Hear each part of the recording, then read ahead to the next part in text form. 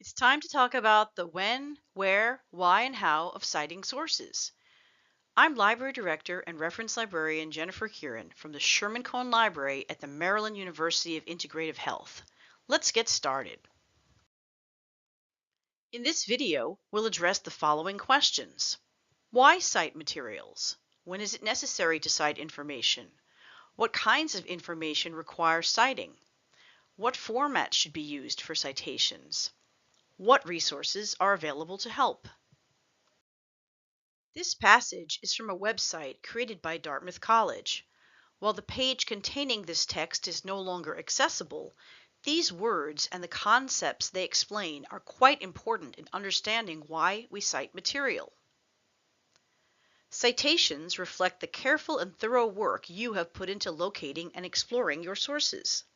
Citations are a courtesy to the reader, who may share your interest in a particular area of scholarship. They help readers understand the context of your argument and locate your work within other conversations on your topic.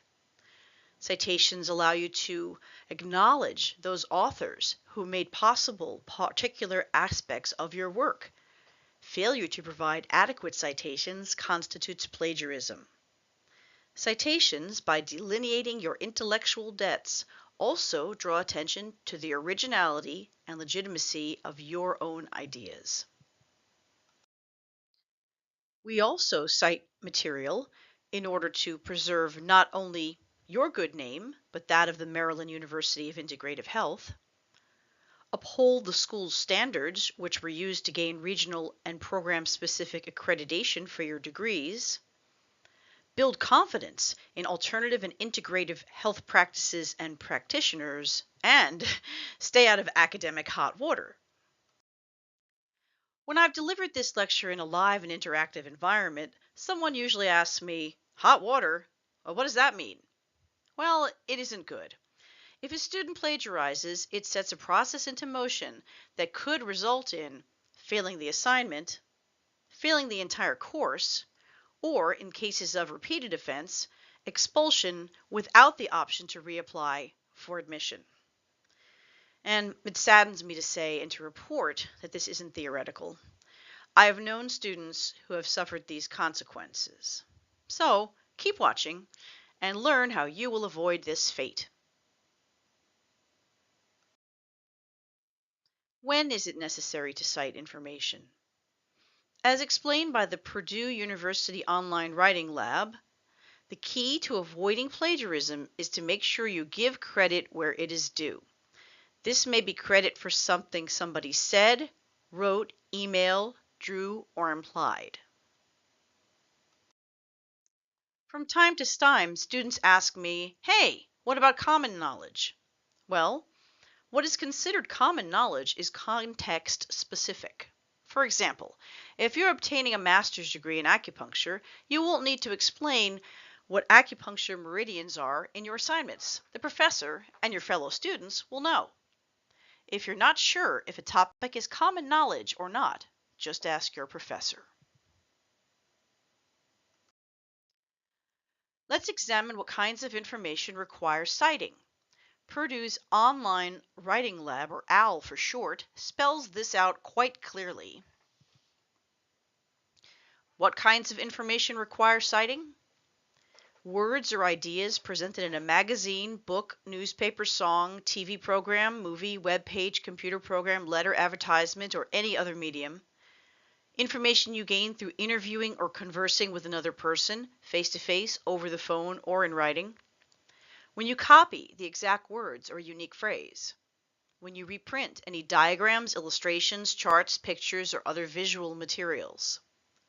When you reuse or repost any electronically available media, including images, audio, video, or other media.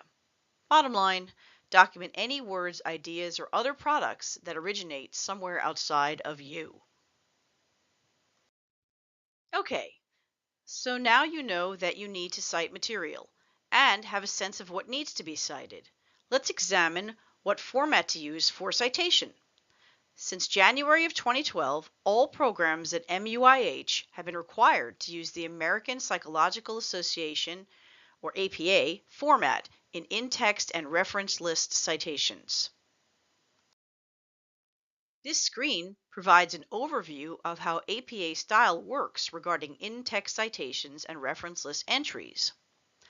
Please note that every work for which there is an in-text citation is affiliated with an entry in the reference list, and the reference list only contains entries for works that were cited in the document.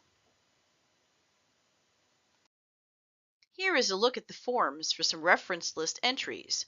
This is only provided to give you a sense of how reference list entries appear. It's far from everything you'll need in order to use APA citation form correctly.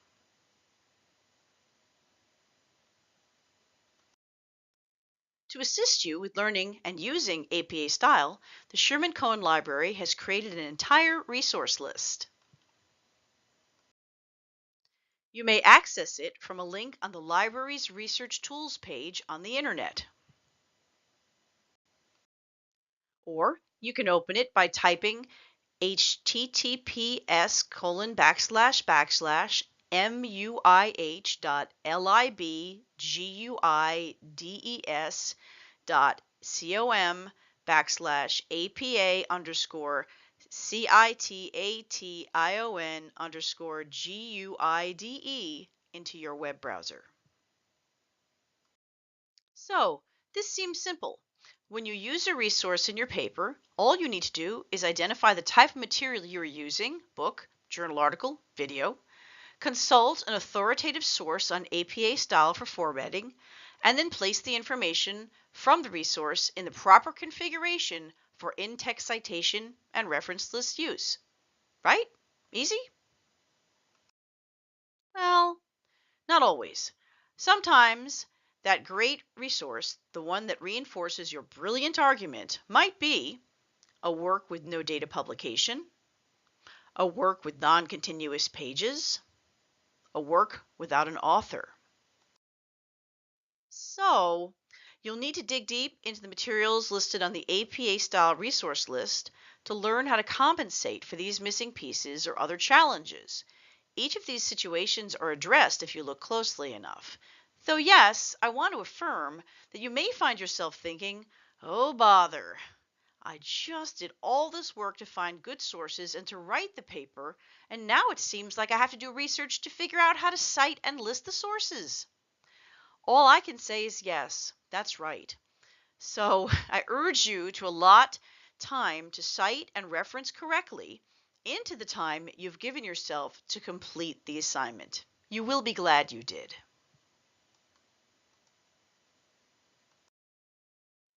And don't fret. Whatever you do, take a moment to reflect on the important pieces. When working with in-text citations and reference lists, you must acknowledge the material that you used in the body of your work with an in-text citation. If you do this correctly, you cannot be accused of plagiarism. You must also provide the reader enough information to access the source from the reference list, unless it's personal communication, which is like an interview or email. And you must be prepared to defend what you have done to your professor. So, if you looked for a solution in the aforementioned resources, could not find an answer, and decided to improvise, be sure that your solution resembles general APA in-text and reference list style, and sounds like a reasonable accommodation given the nature of the source. If you keep these important pieces in mind, then you should be fine. Thanks for watching, and here comes the reference list for this slideshow. Enjoy!